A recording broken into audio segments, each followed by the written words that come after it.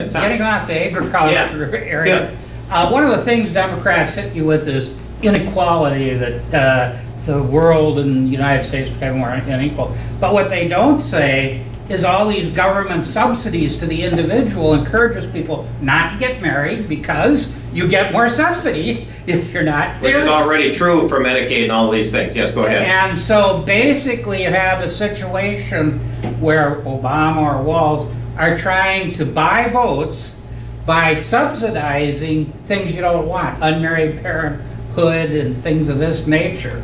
You know, in the 50s, right, if you had children, most people would have been married. There might not have been two incomes, but most people would have been about the same. Now, of course, why get married when you probably can get medical assistance on your own, a subsidy for education, housing subsidies? I mean, I just had a survey that came out and said that well-off people, like maybe with college degrees and well-off parents, get married, right, but people that aren't, don't. And the Democrats don't talk, they talk, oh, it's awful, unequal and poverty. Yeah. You know, one of the things we need to talk about is block granting, because in the 50s, the states took care of a lot of these areas. Right. I started working for Human Services in 1970, and the top rate in a nursing home in Freeborn County was $10.50 a day. And I knew the nursing homes often, the administrator and his wife, that was the office staff. Now they have much bigger office staff.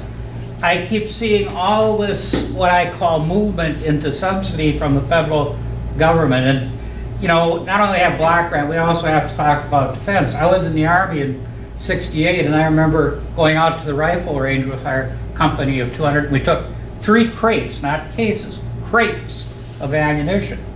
And we got out there and we used about 2 1/4 of those crates.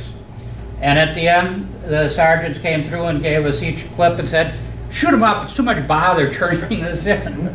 That's government. And so, you know, the federal government has areas that need attention, including defense, but a lot of these areas where we've been subsidizing what we don't want, unmarried parenthood and things of that nature, needs to be block granted and eventually, you know, let the states hold it entirely, which will cut down the deficit.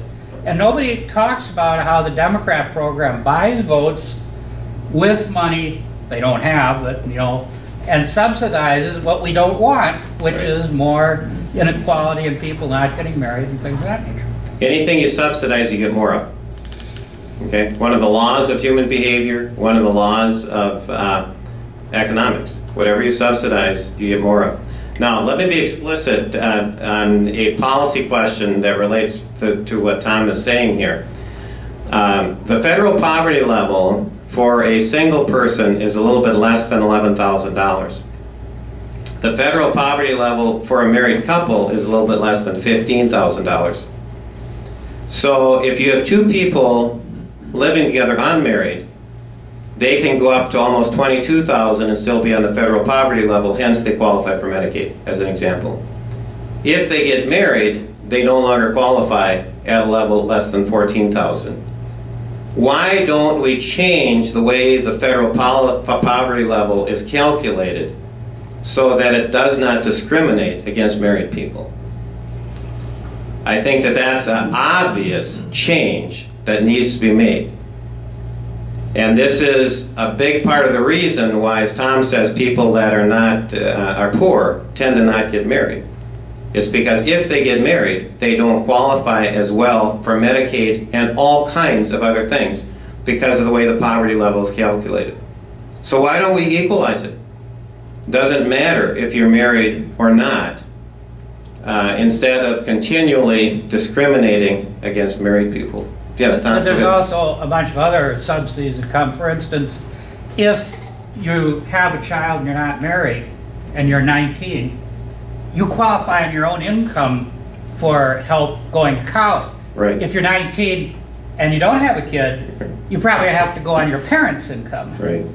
And so there's a lot of these areas where we're subsidizing what we don't want. I mean, have a child, you're not married, at least they get all these subsidies. Yeah. Right now, just for the, you know, if you don't have the information, if you go back to, let's say, the mid-60s, about 5% of all the kids in our country were born outside of wedlock. Today, it's over 35%. And the problems that Tom is pointing to are a very big reason for that. Is it desirable to have children born inside wedlock? Is it desirable for the government to encourage that rather than penalize it? I think the answer to that is pretty obvious. That tax law and other laws should encourage the stability of marriage instead of penalizing it. Pretty obvious. Yes? About this subsidy thing again, how is it that the government subsidizes the farmer when grain is, you know, like corn is selling for $7 or $8 a bushel? Why would you get a subsidy? It's all politics, is what it is. Why would you get a subsidy? Well, it's all... Is it direct payment? You have to take it whether you want it or not? Some of it is. I mean, it's politics. It's buying votes, okay? That's what's been going on. Now, like I say, I'm convinced everything has to be on the table, and obviously farm payments have to be on the table with everything else, but the key is setting a limit.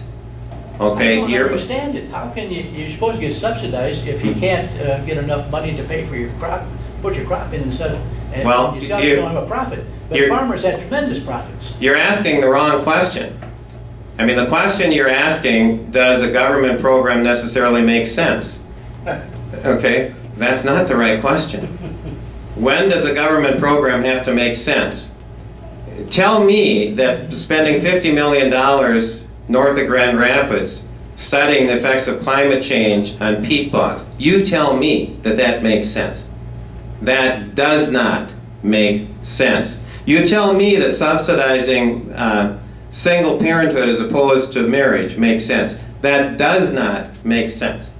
So clearly, we need to restructure what we can, as much as we can, so that what we're doing is defensible. But what I am telling you, ladies and gentlemen, that is not going to happen until you set a limit on how much you can spend.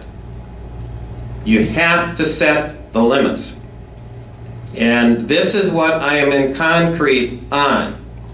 You have to set the limit on how much you can spend for 2013, 14, 15, 16, 17, and by the time you get to 17, the budget has to balance. If we as a nation are not willing to do that, we are headed for financial collapse. That is where we are. We're not going to nickel and dime this, and we're not going to solve it by personal attacks. It's not going to work. The only way we're going to solve this is by major policy change. And I am the guy who is willing to do everything I can to implement the kind of structural change, policy change, that will get our country back on sound financial footing. And if you're not willing to change what we're doing, there it is. And the Australians are right. Yes, sir? I just heard a poll today about where voters stand on different issues. And the one issue that was by far and away double digits higher than all the others was jobs. Mm-hmm. What's your jobs policy? The jobs policy is getting, it's a number of things, but it's getting all the weight off the sled more than anything else. Okay, let me start with regulations. And let me be explicit here. Under the Obama presidency, the cost to businesses for meeting governmental